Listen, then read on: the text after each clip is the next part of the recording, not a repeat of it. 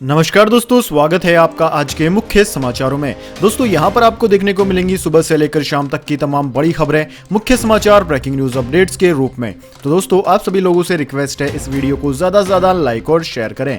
तो दोस्तों सीधे चलते हैं आज की पहली बड़ी खबर की ओर। हम युद्ध नहीं डायलॉग और डिप्लोमेसी के समर्थक, ब्रिक्स से दुनिया को प्रधानमंत्री मोदी का मैसेज। जी हाँ दोस्तों, रूस के कजान में आयोजित ब्रिक्स शिखर सम्मेलन से प्रधानमंत्री नरेंद्र मोदी ने पूरी दुनिया को शांति का संदेश दिया है।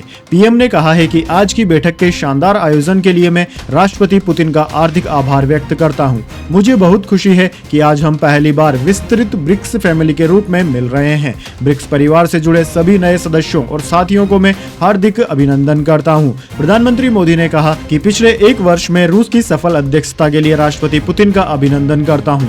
दोस्तों हमारी बैठक एक ऐसे समय में हो रही है जब विश्व युद्धों, संघर्षों, आर्थिक अनिश्चितता, क्लाइमेट चेंज, आतंकवाद जैसी अनेक चुनौतियों से घिरा हुआ है। विश्व में नॉर्थ साउथ और पूर्व पश्चिम को तोड़ने की बात हो रही है। उन्होंने आगे कहा कि महंगाई की रोकथाम, food security, energy security, health security, water security सभी देशों के लिए प्राथमिकता के विषय हैं और टेक्नोलॉजी के युग में cyber security, deep fake, fake news जैसी नई चुनौतियां बन गई है। ऐसे में ब्रिक्स को लेकर बहुत अपेक्षाएं हैं। चलिए दोस्तों जान लेते हैं अगली खबर।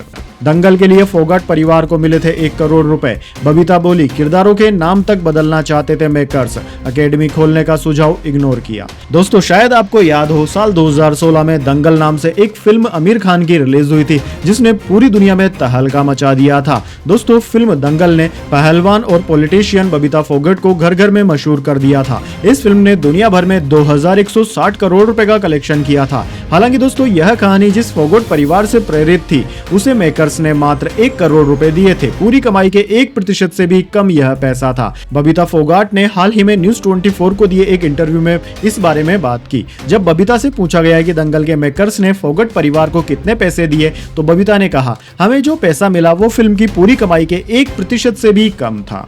चलिए दोस्तों जान लेते हैं इसके बाद अगली बड़ी खबर।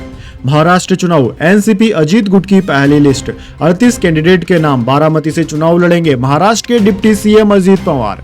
जी दोस्तों, महाराष्ट्र विधानसभा चुनाव के लिए बुधवार को एनसीपी अजीत पवार गुट ने पहली लिस्ट जारी कर दी। इसमें 38 कैंडिडेट्स के नाम शामिल है। महाराष्ट्र के डिप्टी सीएम अजीत पवार बारामती से चुनाव लड़ेंगे। यह बारामती लोकसभा सीट के अंतर्गत आती है। बारामती लोकसभा सीट शरद पवार की पारंपरिक सीट रही है। यहाँ से इस बार उनकी बेटी सुप्रिया सुले जीती थी। सुप्रिया ने लोकसभा चुनाव में अजीत पवार की पत्नी सुनेत्रा पवार को हराया था। चलिए दोस्तों जान लेते हैं अगली खबर। हरियाणा की सैनी सरकार ने कर्मचारियों को दिया दिवाली का तोहफा, महंगाई भत्ता बढ़ाया। जी हाँ दोस्तों, हरियाणा की नायाब सिंह सैनी की सरकार ने महंगाई भत्ते में 3% का इजाफा करने की घोषणा की है। दिवाली से पहले राज्य के कर्मचारियों और पेंशनर्स को सरकार ने तोहफा दिया है। सरकार ने महंगाई राहत में भी वृद्धि की है। बढ़ा हुआ भत्ता बीते जुलाई महीने से प्रभावी रहेगा। यानी कि दोस्तों कर्मचारियों को यह पिछले 3 महीने का बकाया भत्ता एरियर के तौर पर भी मिल जाएगा। सरकार की ओर से जारी आदेश में कहा गया है कि कर्मचारियों और पेंशनर्स का महंगाई भत्ता और महंगाई राहत उनकी बेसिक भुगतान का 53% कर दिया गया है। चलिए दोस्तों जान लेते हैं अगली खबर। साक्षी मलिक बोली, बबीता ने आंदोलन के लिए उकसाया। गीता ने कहा, WFI अध्यक्ष कौन बनना चाहता था, सबको पता। विनेश ने पूछा, मुझे कौन सा लालच। जी हाँ दोस्तों, ओलंपिक में महिला रेसलिंग में देश को पहला मेडल दिलाने वाली पहलवान साक्षी मलिक की ओर से अपनी ऑटोबायोग्राफी विटनेस में किए गए खुलासों को लेकर विवाद शुरू हो गया है। इस विवाद में पहलवानों और उनके पारिवारिक मेंबरों के साक्षी पर पलटवार के बीच हरियाणा भाजपा के अध्यक्ष मोहन लाल बडोली ने दोनों पक्षों को आरोप प्रत्यारोप से बचने की सलाह दी है।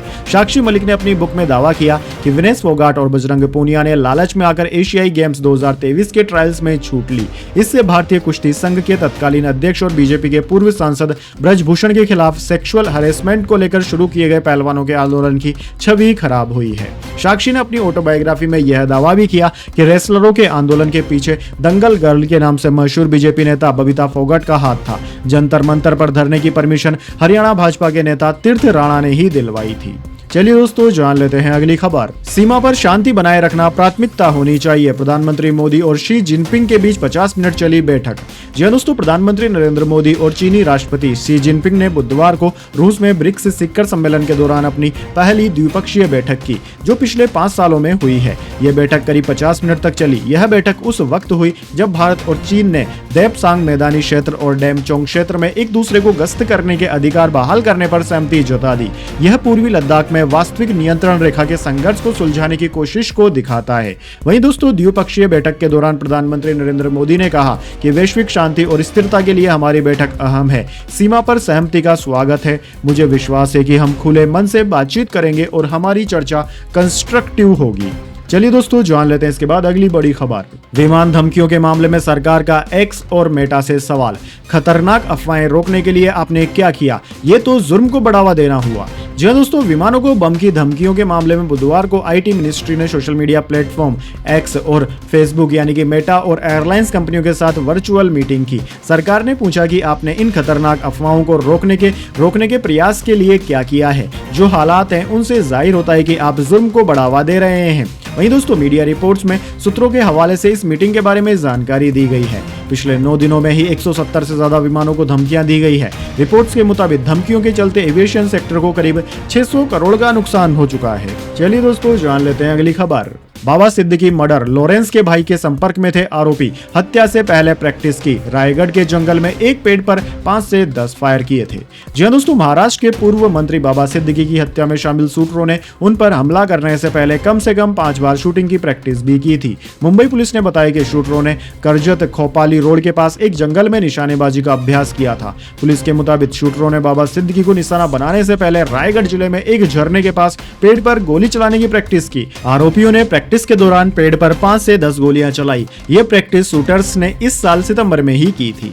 चलिए जान लेते हैं अगली खबर। ऋषभ पंत ने टेस्ट रैंकिंग में कोहली को छोड़ा पीछे, सरफराज ने भी लगाई लंबी छलांग।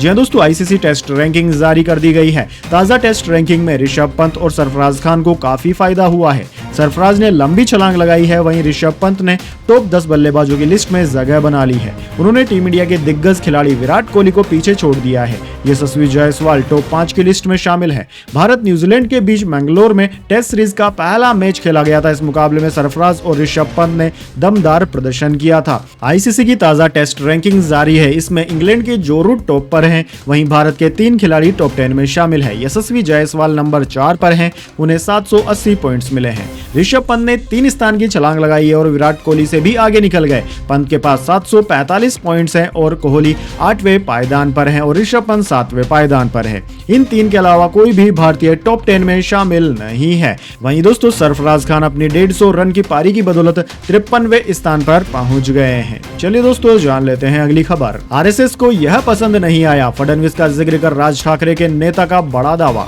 दरअसल दोस्तों, राज ठाकरे की पार्टी महाराष्ट्र नवनिर्माण सेना अकेले महाराष्ट्र का चुनाव लड़ रही है, किसी दल से गठबंधन नहीं किया। इसी बीच कोथरूड सीट से पार्टी के उम्मीदवार किशोर शिंदे ने आरएसएस और देवेंद्र फडणवीस का जिक्र कर बड़ा बयान दिया है। किशोर शिंदे ने कहा है कि बीजेपी ने वोट के कारण 2 पार्टियों को फोड़ दिया है। देवेंद्र फडणवीस ने खुद ही बोला है कि मैं फोड़ कर आया हूं, ये आरएसएस को पसंद नहीं आया है, इसलिए इस चुनाव में कुछ अलग फॉर्मेशंस होने वाला है। चलिए जान लेते हैं अगली खबर। साइक्लोन दाना, ओडिशा में बारिश हुई शुरू, 13 किलोमीटर प्रति घंटे की रफ्तार से आगे बढ़ रहा, 500 किलोमीटर दूर है, 25 अक्टूबर को टकराएगा। 348 ट्रेनें रद्द, 10 लाख लोग शिफ्ट किए गए। जी हां दोस्तों, अंडमान सागर से उठा चक्रवाती तूफान दाना बंगाल की खाड़ी की तरफ तेजी से बढ़ रहा है। तूफान का बाहरी हिस्सा ओडिशा के तट तक पहुंच चुका है। इसकी वजह से भद्रक जिले में बारिश भी शुरू हो गई है। तूफान फिलहाल 500 किलोमीटर दूर है। यह 13 किलोमीटर प्रति घंटे की रफ्तार से आगे बढ़ रहा है। साइक्लोन 25 अक्टूबर की सुबह ओडिशा के पुरी से करीब 200 किलोमीटर दूर भीतर कनिका नेशनल पार्क और धामरा पोर्ट के बीच टकराएगा। दोस्तों, इस दौरान 120 किलोमीटर प्रति घंटे की रफ्तार से हवाएं भी चलेंगी। पुरी में 3000 से ज्यादा पर्यटकों को सुरक्षित घर भेज दिया गया है। होटल की बुकिंग 4 दिन के लिए रोक दी गई है। चलिए जान लेते हैं अगली खबर। क्या शेख हसीना अब भी बांग्लादेश की प्रधानमंत्री है? राष्ट्रपति शहाबुद्दीन बोले, मेरे पास इस्तीफा नहीं। नाराज लोगों ने प्रेसिडेंट हाउस घेरा। जी दोस्तों, बांग्लादेश में प्रधानमंत्री शेख हसीना को हटाने के बाद अब राष्ट्रपति मोहम्मद शहाबुद्दीन को हटाने की मांग तेज हो गई है। Bangladeshi news the daily star के मुताबिक राजधानी ढाका में हजारों लोग राष्ट्रपति भवन के सामने इकट्ठा हुए हैं। वे उनके शेख हसीना के इस्तीफे को लेकर दिए गए बयान से नाराज थे। राष्ट्रपति शहाबुद्दीन ने रविवार को एक इंटरव्यू में कहा था कि मैंने बस सुना है कि शेख हसीना ने प्रधानमंत्री पद से इस्तीफा दे दिया है, लेकिन मेरे पास उनके इस्तीफे से जुड़ा कोई भी सबूत नहीं है। मैंने कई बार उनसे इस्तीफा लेने की कोशिश की थी, लेकिन शायद इसके लिए उनके पास समय नहीं था। चलिए दोस्तों, जान लेते हैं इसके बाद अगली खबर। पराली जलाने पर सुप्रीम कोर्ट की हरियाणा पंजाब सरकार को चेतावनी, कहा सख्त आदेश देने को मजबूर न करें, जुर्माना कम लगाया, जानकारी भी गलत दी। जी हाँ दोस्तों, दिल्ली में बढ़ते वायु प्रदूषण के मामले में बुधवार को सुप्रीम कोर्ट में सुनवाई हुई। पंजाब और हरियाणा के चीफ सेक्रेटरी कोर्ट में पेश हुए। सुप्रीम कोर्ट ने गलत जानकारी देने पर पंजाब सरकार को फटकार लगाई। हरियाणा सरकार की कार्रवाई से भी सुप्रीम कोर्ट संतुष्ट नजर नहीं आया। कोर्ट ने कहा है कि हमें सख्त आदेश देने के लिए मजबूर न करें। जस्टिस अभय एस ओका, जस्टिस ए अमनतुल्लाह और जस्टिस ए जी मसीह की बेंच ने पंजाब और हरियाणा सरकार की खेतों में पराली जलाने से रोकने की कोशिशों को महज दिखावा बताया है।